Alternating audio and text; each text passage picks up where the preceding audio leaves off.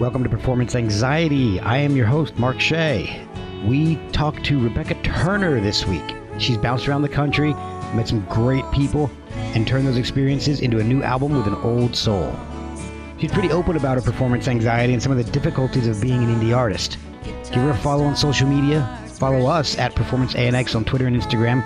Merch is at performanceanx.threadless.com. Subscribe, rate, review, and spread the word. And here is Rebecca Turner.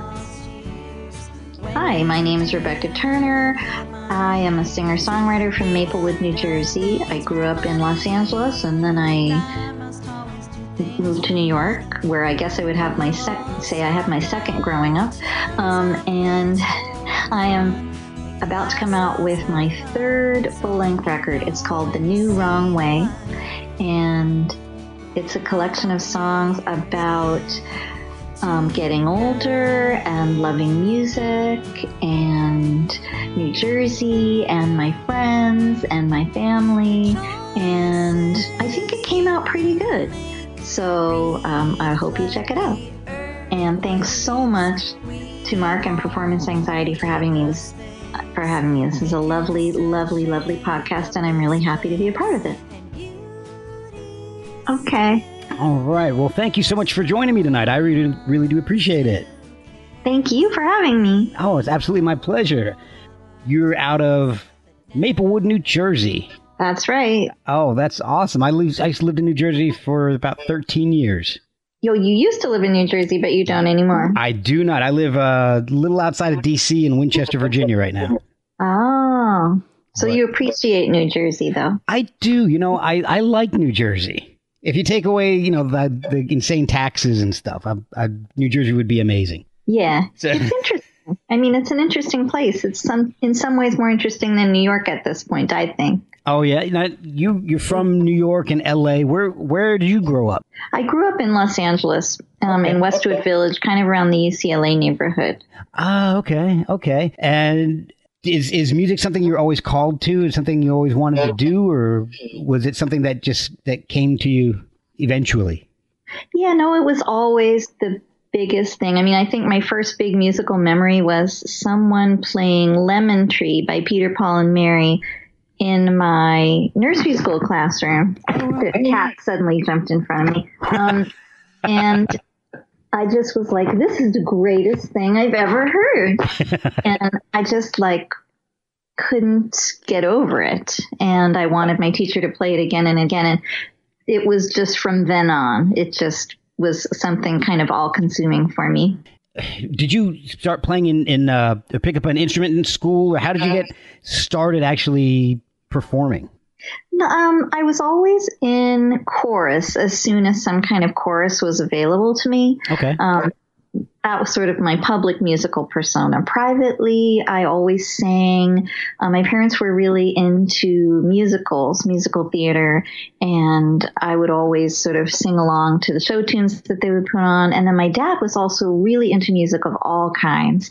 He liked classical music, but in the late 60s and early 70s, he really liked rock and pop. And he would make these tapes of songs that he heard on the local radio stations. And I would listen to them when, during the day when he was at work, after school. And that's really when I started to fall in love with music. And I would sing along to this stuff, but I didn't really, it was kind of a private thing until maybe I was in junior high, and my dad wanted me to take piano lessons.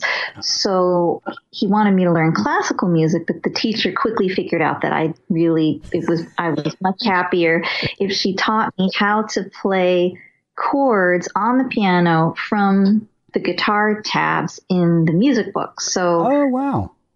I had my Linda Ronstadt songbook, and she taught me to play all the chords, and I could sort of vaguely accompany myself. And from then on, it was something I sang a lot, and I still didn't really sing in public except for, in chorus at school. Okay. Until, I don't know, bit by bit, gradually, I started doing. I was really, really shy and embarrassed about it. I didn't really want anyone to know that I did it exactly. I can't really lie. So you actually did experience performance anxiety then? Absolutely. And it was really, I mean, the first people that I was really afraid of hearing were my parents. I remember I would play the piano in the house and then, sort of vaguely accompany myself on these Linda Ronstadt songs. And I would sort of sit at the piano and kind of poke at it. And then my mom would leave to run an errand and I would just start banging out the songs and belting at the top of my lungs. And then when I could see her out of the window to my left coming up the stairs, then I would stop. She sang all the time. She was a great singer. She's part of the reason why I sing. She was always singing me bedtime songs and stuff like that. But there was just something about kind of publicly declaring myself a musician that took me an incredibly long time to do. I'm still sort of just doing it. Yeah. What really made you go out and perform publicly then? In college, there was so much music around, and I started to just sort of be kind of jealous of people who were, doing singer-songwriter type of things. So even though I was in the chorus, I started to see a lot of sort of small folk acts and acoustic acts, and it occurred to me that I might be able to do that. Oh. So I started to kind of corral some help, and gradually that's how I did it. And then I took guitar lessons, basically when I was out of college, when I was 25 or 26. And that's when I started accompanying myself and then playing out. So when you were playing out, were you playing mostly cover songs or had you started writing your own material? I started writing my own material around the same time I started taking guitar. And it was just this sort of thing where I felt like I'd listened to so much music that it was just sort of this natural thing. Like so much came in that it had to go out. That makes sense. So at that time, I was very big on Liz Phair, Jane Siberry. I've been a huge country music fan, so a lot of female country artists, and I started writing around then. So around the same time I started playing out, I really wanted to not do a lot of covers. I really wanted to do my own song. And were you, at this point, were you singing alone, or did you have a band that you were involved with? I pretty much started out by myself, and and then I gradually sort of roped in accompanists to kind of fill out the sound, because I'm not the greatest guitar player, and it's helpful if I'm screwing up and then somebody can do something flash cover the fact that I'm screwing up. So that's what I did. And then I've always had my good friend Sue Raffman has been singing harmonies with me. She was in the Glee Club with me in college. And, she's kind of, and then we had a trio in college with another woman, Rachel King. And then we've been singing together really since we were in our, younger than 20. So, and to this day, she still sings a lot of harmonies with me. So, and then sometimes I would do things I had another trio kind of in the 90s with our friend Donna. So it's, I've mostly been by myself, but I'm sort of bringing in other vocalists when it's called for. And Sue is really a genius at arranging harmonies. So she's kind of figured out a lot of them too. So what took you from LA to New York? I went to college. I lived in New York with my parents for a couple of years in the late 60s, early 70s. My dad had a job that brought him here, and then we went back to LA. But I loved it so much. I was just determined to come back. It just was like the city was just the love of my life. And so I just really, really wanted to be there. And so I decided that I had to go to college there, and I applied to Columbia and got in. So that's what I did. And I never left. Until you came to New Jersey. Oh, and how did I get to New Jersey?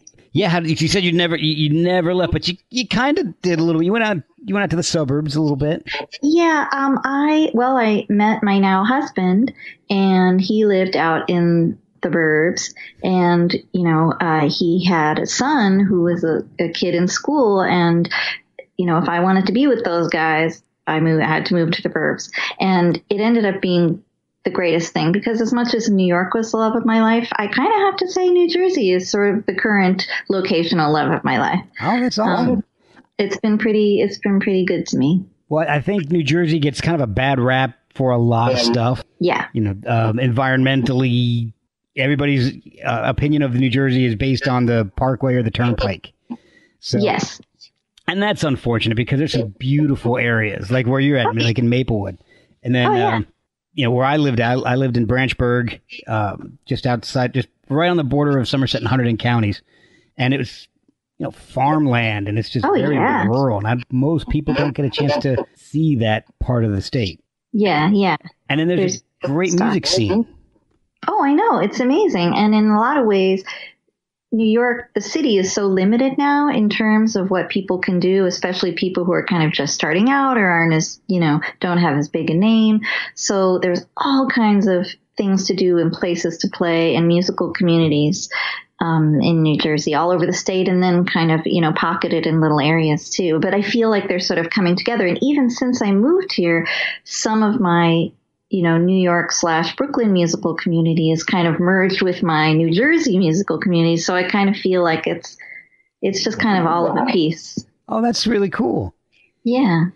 So what was the impetus for your first album? How did that come about? I had enough songs that I felt like it was time to make a record.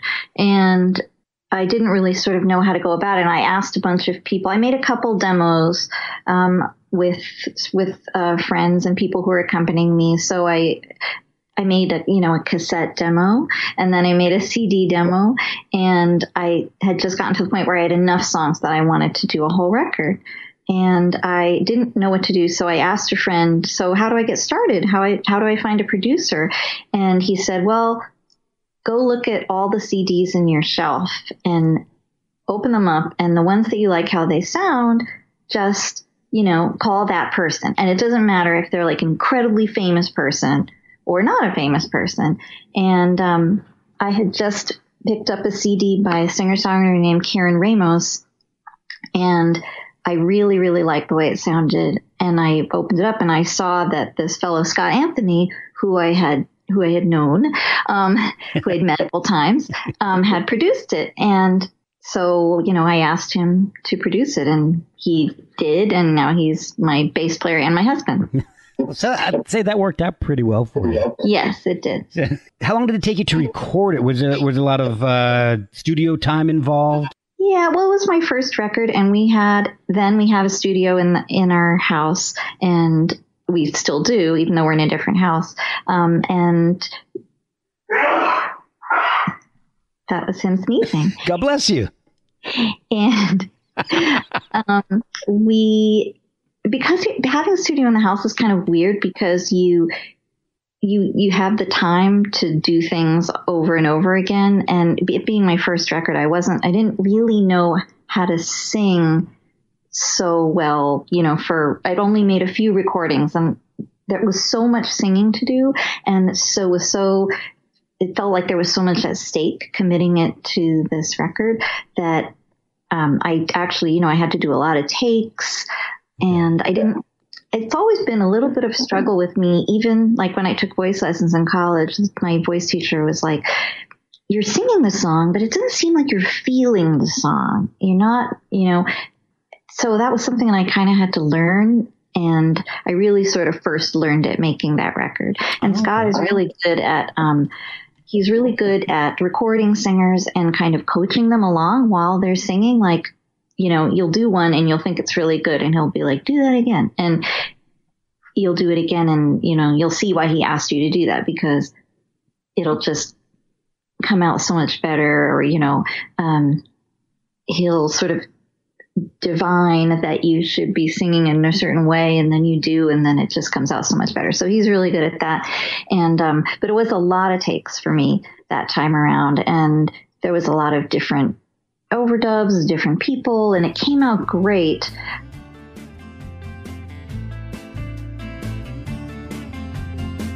My dear, appear here in this park with me. The sun will split us both in half, and we'll have to come clean. And then the shade takes over. It's like 1983. And the second record did too, but it was kind of those experiences a little bit that kind of made me want this record to be a little simpler. Was there a defining moment where when you're saying that, like your teacher was saying, you're seeing it, but you're not feeling it. And was there a moment when it kind of clicked for you on how to do that? Or is it something that you have to work on every song? It's something different each time? It definitely clicked, and it started to click making that first record. It clicked even more making the second one. But the thing that really clicked for me was actually somewhat recently. I've been involved in a number of these sort of tribute shows that are popping up everywhere. Oh, yeah. And I've had to sing a song that was assigned to me, not really, having picked the song, and figure out how to interpret it. And that has kind of changed everything. I was in a Tom Petty tribute show, and I had to do a song, which of course I'm forgetting which one it was now. Oh, Face in the Crowd. Oh, and okay. Yeah. It was not my first choice. I love Tom Petty so much. That was not my first choice. So, like, what a boring song. What am I going to do with that song? And in the process of trying to figure out how to interpret it, I just sort of learned a lot. And that was sort of the beginning of the turning point for me. And that was only a couple years ago, obviously. So your first album came out in 2005, Land of My Baby. And then the second album, Slowpokes, came out in 2009. Mm-hmm.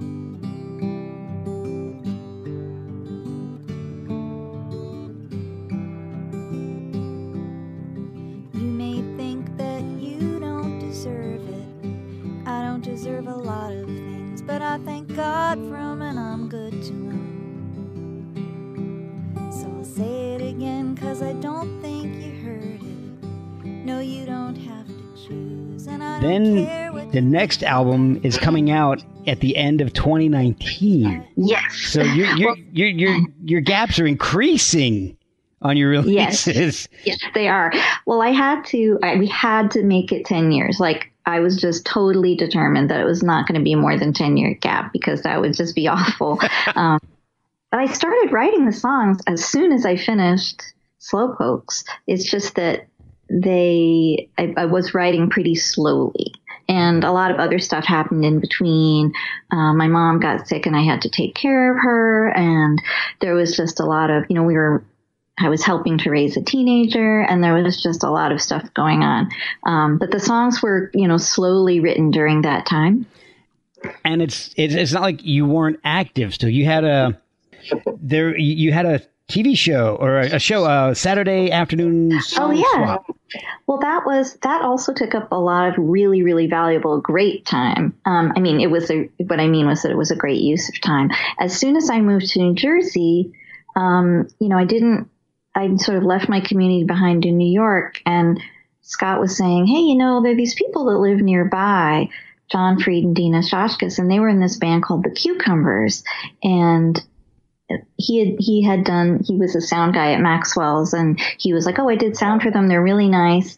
And you should call them. And so we ended up getting together with them, and it was a great decision because we hung out and became friends, but also Dina and I we wanted to create some kind of local musical community thing. So we started this thing called the Saturday Afternoon Song Swap, which is just a performance series that we did in various local cafes.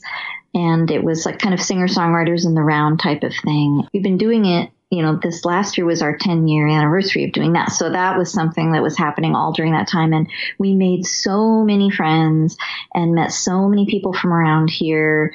And really, really kind of grew the community, which was really, really great. In that time, that 10 years, you're still working on these songs. I mean, is it something that's just kind of nagging at you, or are you actively writing and rewriting and demoing, or is it you just put it down for a little while? Or how did the process go from Slowpokes to The New Wrong Way? It was hard because I guess I sort of always saw myself as a songwriter in the background of my life. I always have had a day job, and I still do, of course. But it was nagging at me, and I always felt like I had stuff to say, and I wasn't sure how to say it. I realized pretty early on when I started doing this, when I was much younger, that you have to write a ton of bad songs in order to get just one good song. And when I was younger, of course, I had more energy, more things were happening to me.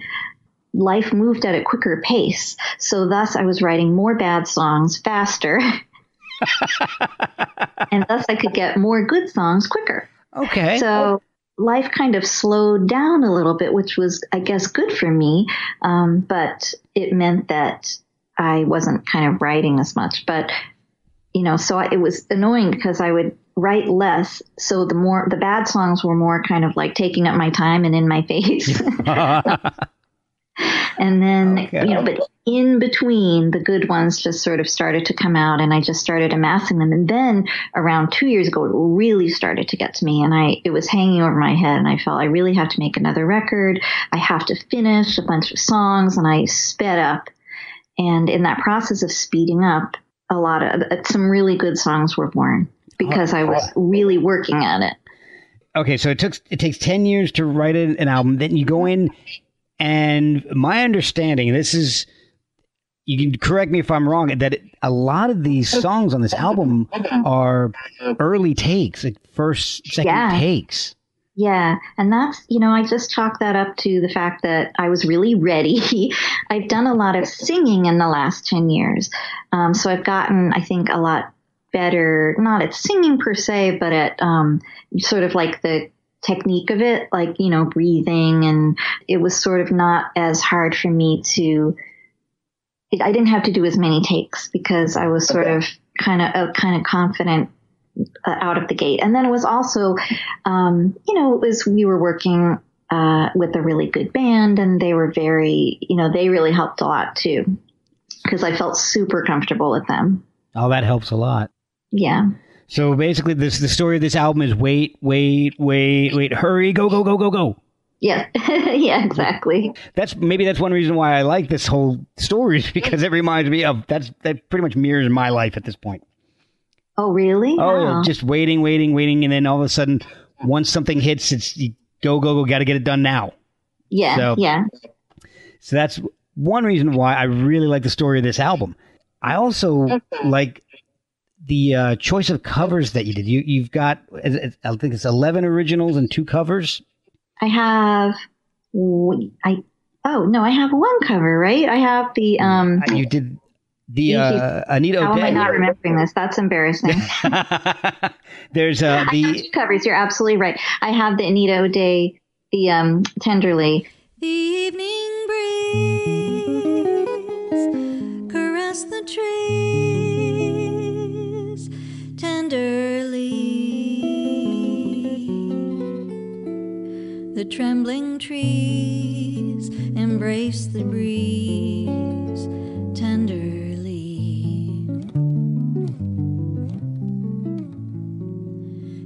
Yes. And then I have the Bee Gees song.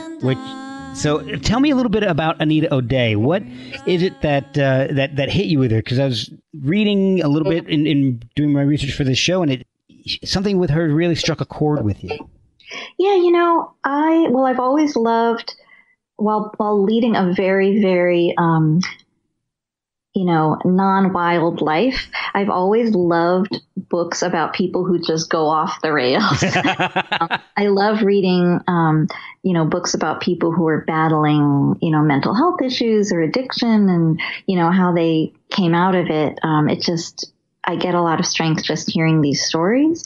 So my friend Dan Baker lent me, I think the story was that he lent me her autobiography. I had mentioned that I liked her. There was this really cool record store that used to be in the 42nd Street subway station. It's still there. It used to be a lot cooler than it was. And they just had all kinds of jazz CDs and types of music that I wouldn't ordinarily gravitate to, like a lot of non-rock stuff.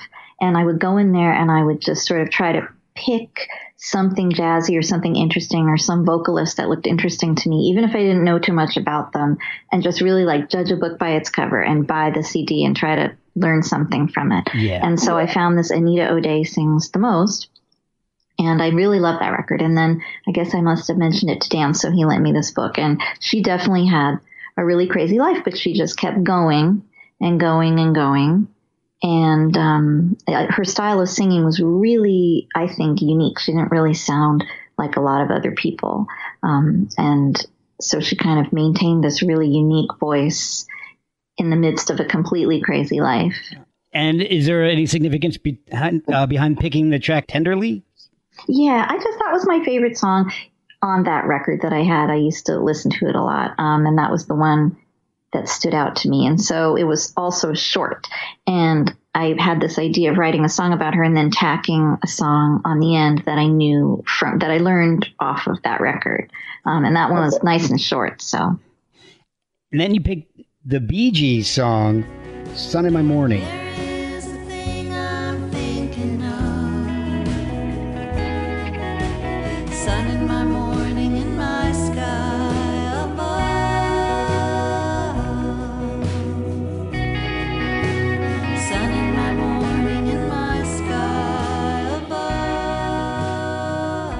That was because I did not know that song. I've always been a huge Bee Gees fan, but I'm kind of more of a jive talking era kind of Bee Gees person. Okay, yeah. And my husband and I, when we moved in together, we each had a ton of 45s. And one of the most fun things that we did when we moved in together was merging all of our music and seeing what we had doubles of and seeing like the crazy stuff that we would never expect to live in a house with. But going through the 45s, he found this 45 and, I guess I'm not sure if he knew where it came from or maybe he did, but I had never seen it before and I didn't know this song, and we put it on and it was just so beautiful. And then I had done a cover of it at a show. I'd done it once or twice. And then when it came around to making the record, Rich Sheridan, who played guitar on the record, said, we really should do that song. And I was like, oh, okay. And then we ended up doing it, and it was totally great. It is brilliant. I absolutely love it. Thank you. The tone on the guitar is amazing. Yeah, that's Rich. And he, when we recorded part of the album in Memphis at Ardent Studios, and famous Ardent Studios. Yeah. We'd been spending time in Memphis. My stepson was going to college down south, and we'd been to Memphis and really loved it. And we'd visited Ardent because I just wanted to go there and soak up the Big Star vibe. Yeah. But we really kind of fell in love with it, and it was actually kind of like a reasonable thing to do, to go there and record a couple part of the record there. So, and he didn't want to fly with his guitar, so he borrowed an amazing vintage Gibson from some friends down there, and that's the sound of that record. It's Robert Maché's amazing Gibson guitar. And I gotta say, I don't blame him for not wanting to travel with his guitar. I've seen some of these videos where guys looking outside the plane window and he sees like his guitar case in pieces going inside of the plane. So that fear gave birth to that beautiful guitar solo. Well, and the harmonies in your version are absolutely beautiful. They're angelic. I love it. And that's Sue, and that's, she's just a brilliant, brilliant harmony singer. And the originals are great too. Water Shoes. Water Shoes is a great song. Tell me. Yeah. I know there's a little story behind that, I believe, right? Yeah, it's we have Dina and John, who are the people who we do the Saturday afternoon song swap with. They're just the nicest people in the world. And we went to visit them in Vermont, and we went swimming in this sort of swimming hole, and I didn't have any water shoes, and so I borrowed Dina's water shoes. And then, they were having a birthday. Their birthdays are very close together, and I wanted to write a song for them. And I didn't really know what to write about. And Scott said, oh, why don't you just write about the time we went swimming with them and you borrowed Dina's water shoes. And so that's really how that song was born. And then it just ended up being about them, and also, those kinds of friendships that are just very easy, and you can't believe that like these people who are so nice are actually like you back, Yeah, actually, no, I've got a couple of those too. Yeah. Maybe that's one reason why it resonates with me. Yeah. There's a great a country vibe to the album, but there's the very first song, Living Rock.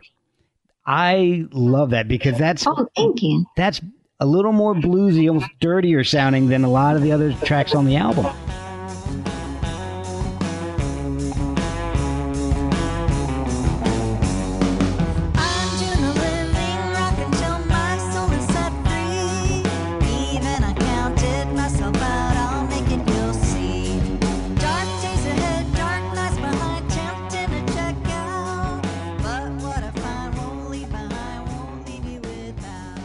Yeah. Now, why is that one so different? I don't know. I think part of it comes from, again, the band that I've been working with. Sim, who is the drummer that I've been playing with. I mean, he's a really amazing singer-songwriter drummer, and he has like a great light touch, and he's so lyrical. But he was in the Rollins band. That's true. So and then Rich, my guitar player, is just he can just completely rock out in a Stonesy way. And I think at the time that I wrote that song, I might have started doing some gigs with them, and so that might have given me the confidence. But I've always, loved Stones. I'm like a real Stones person, and I just, I've always wanted to write a song. To me, I love all kinds of music, but if I really have to look back at a lot of my super favorite songs over the years, there are these really rocky, short, very bluesy, kind of like mind-bending songs, like Finding Out by Tom Petty, which is one of my favorite songs of all time. So I guess I just had that song in me, and the riff sort of developed, and Scott who plays bass in the song, he was a part of also of developing that riff in that song, and it just kind of came out. And the topic was something that I really, really wanted to write about, and that is music being kind of a life-saving thing. And the illustrations in the song are sort of events wherein music kind of saved me, or made a bad situation better. And it's sort of an ode to that sort of life-changing power of music. And when I think back to those types of songs like that I would blast in my headphones when I was in high school, it's an ode to how those types of songs in particular, I think, have saved me over the years. Well, it seems like it's a really great example then of what you were talking about, got you singing in the first place. You were ingesting all this stuff, and it finally some of it had to come out. Yep. So you're ingesting all this rock, bluesy rock stuff, the Stones, and one of those things just had to come out, and it became living rock. I'm really glad that it came out. I'll try to write more songs like that. This kind of surprised some people. Like my friend Philip, when he heard it for the first time, he said, "It's like you're fronting Mountain." That's awesome. I didn't think about that. That's great. And I'm like, oh, okay. So I would like to write more songs like that, but I don't know. It was such a short song, but so powerful. So I have to, you have to kind of set your mental stage to write songs. You have to like prepare. You have to have the door be open. Okay. And you can't try too hard, but you can't not try either. Yeah. So I hope another thing like that comes along sometime, just because it's super fun to play. Now tell me a little bit about the song Sawtell. I know there's a pattern in there. Can you tell me a little bit about what that's about? Yeah, Scott is a Kundalini yoga teacher, and there's a mantra that you do in Kundalini yoga. It's very, very relaxing. You say Satanama, and a lot of the mantras involved in Kundalini involve those sounds. And we had this idea to try to write a song that used the consonant sounds of that mantra and then kind of rotated them. So we picked words that started with those consonants, and then we kind of rotate them line by line. And at first, it was all kind of nonsensical. And I'm not saying that it actually makes a ton of sense right now. It makes more sense than we thought it would when we started. And it kind of like tells a little bit of a story. Oh my gosh, a cat just left over. That was crazy. Yeah, it was crazy, wasn't it? I just saw a big flash of white. I thought maybe got struck by lightning or something. Yep, no, that was an orange, a light orange cat. Now, is there going to be tours for the album, or are you going to be playing with a live band, or is it just going to be you, or how are you planning on supporting the album with live shows? The first thing, we have the big record release show is November 6th at Little City Books. This is an independent bookstore / musical venue in Hoboken at 7:00. And John and Dina of Saturday Afternoon Song Swap and Water Shoes fame will be opening the show. Awesome. So that's kind of the big thing that we have planned right now. I'm doing a show in And that's the full band show with Sim and Rich and cool. Sue. And then You guys should do some Rollins covers. Yeah, I don't think so. I'm nothing against them. It's just, I don't know that I'm capable of doing them. So, and then tomorrow I'm doing a duo. We're doing a duo, well, a trio, because Sue's singing with us in Hillsborough. Our friends Alexis and Ray, who have the band Naughty Clouds, have arranged a songwriter night in a cafe out there. And Lizzie Edwards, who's a great female vocalist, will also be playing. So we're kind of just seeing what comes our way. We did actually just go on a vacation / mini. I really wouldn't call it a mini tour, but we went to on a vacation to England, and we played 2 gigs there. Oh, cool! Which was great because we have friends there who are also musicians, and so we decided to put something up together when we were there. So, and that we definitely want to do again because the audiences there really love the type of music that we do. I think if you could make it into different areas, like I really think in my area, the Northern Virginia, Winchester area, it would go over really well. So kind of on a personal note, I like to ask this sometimes, is there anything in your music library that I might find surprising? Like any Norwegian black metal, maybe some Rollins?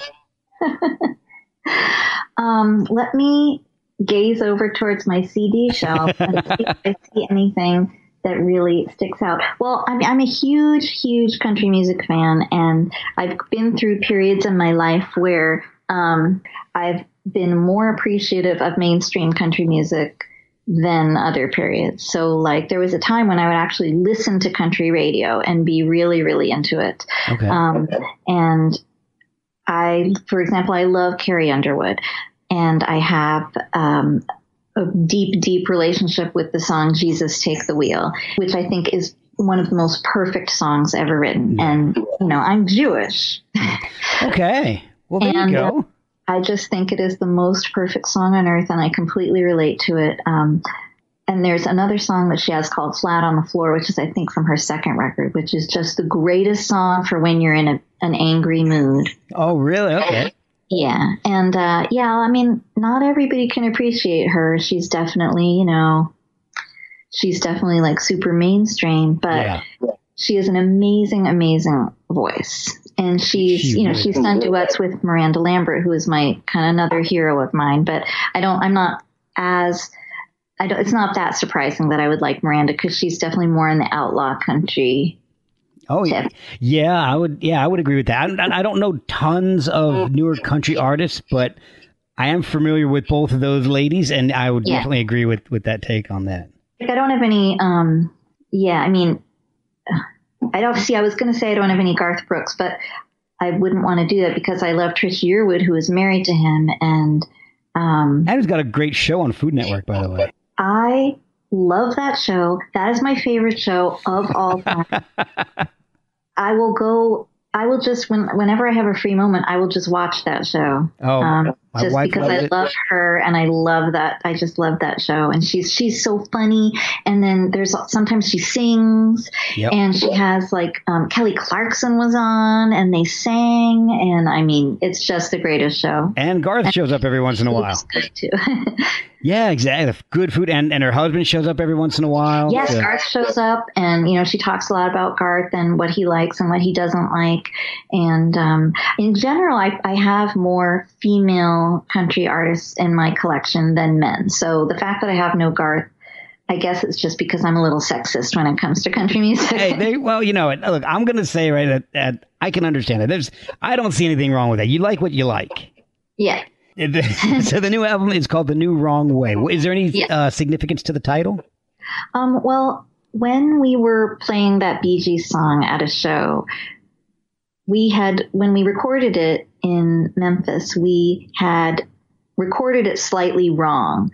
There was, we came in a little early or late on one line and repeated something that we maybe shouldn't have repeated it. So we decided to do the song. A couple of months after that, we were doing a show, and we started to do the song. And Sue turned to me and she said, "Okay, are we doing this the right way or the new wrong way?" And then I said, "We're doing it the new wrong way." And our friend Alex came up to us after the show and he said, "You have to use that name for something. It's either going to be a song or you have to call the album that or something like that." So I credit Alex and I credit Sue. I do not give Sue enough credit for that because she was the one who actually said it the first time. So Sue, thank you so much. It's a great title. I love it. And yeah, kind of like it also sort of reflects a larger theme of the record, I think, at least in my head. You know, the 10 years that elapsed and being older and just kind of attempting to give it my all, even if it doesn't come out great, because, you know, it's sort of now's the time. And so that's sort of, you know, if I make a mistake, I just kind of like try to keep going, and that's the new wrong way. Well, I love it. I love it. Where can people find the album? Well, it's going to come out November 6th. We made CDs and we made vinyl because vinyl is mostly what we listen to here at home. And I couldn't not do it because that's all I listen to. So it would just be weird. Yeah. Make vinyl. So, and it'll be available November 6th. And you can go to my website, RebeccaTurner.net, and click the music tab. And you can pre-order stuff now. Oh, good. And then, of course, I will be on all the usual streaming platforms. And I heard this year for the first time in decades that vinyl's outpacing CD sales. Yeah, it is. That's amazing. Yeah, it's really, really exciting because I just love the large size format. I love holding it in my hands, looking at all the pictures. And that's me. That is me to a T. If I can't hold it, I don't feel like I own it. Yes, I know. So it's weird because I do listen to, I mean, at work, I'll listen to a lot of stuff streaming, but, you know, I'll find myself wanting to, even with something I know, you know, I'll be thinking, oh, I wonder who's playing guitar on that. And then I'll have to Google it. Yeah. I can't rest until I have figured stuff like that out. I'm the exact same way. And that's some of my favorite bands. That's how I found them, is reading the liner notes on either CD or vinyl cover. Mm-hmm. And today we saw Peter Case of the Plimsouls, who was my favorite band of my youth, and he's touring around as a solo artist now. And we saw him last night in Jersey City. And then I was listening to him today, and I just kept having to look up who he was playing with on all these albums, because unfortunately, I kind of lost track of him at some point, and I don't have those records. So I'm listening to them streaming, but as soon as possible, I'm going to be buying them because I want to support him. Oh, absolutely. Absolutely. And do you have any social media accounts where people can follow where you'll be playing or any new that's coming up? Oh, on my Spotify page, and it pulls in my show dates. And then also on my website, it'll pull them in from Facebook too. Okay. Are you on Instagram or Twitter, any of those? I am on Instagram, Rebecca Momo. Twitter, I'm on Twitter, Becca Maureen, BECKAMOREEN. My middle name is Maureen. Okay. But I have not tweeted a whole bunch yet, but maybe I should. It's not worth it. Don't worry about it. All right. But I think it's kind of a necessary evil, I suppose. And I do like Instagram a lot. Oh, so I'm definitely Instagramming a lot more than I was. I've taken up a whole bunch of your evening. Thank you so much for spending so much time with me tonight and telling me these great stories about the album. I really do appreciate it. Thank you for having me. You're a really, really great interviewer. You ask a lot of great questions. Oh, thank you so much. You know, I keep all that stuff in every show. So yeah, all my compliments get published. Okay, well, go for it. I could go on. I mean, I could definitely say more nice things. Oh, please. Yeah. Thank you again so much. It's been a blast. April and the snow decided to melt. We're outside now, despite the chill we felt. A little flag of worry and the sun comes and goes. Move aside.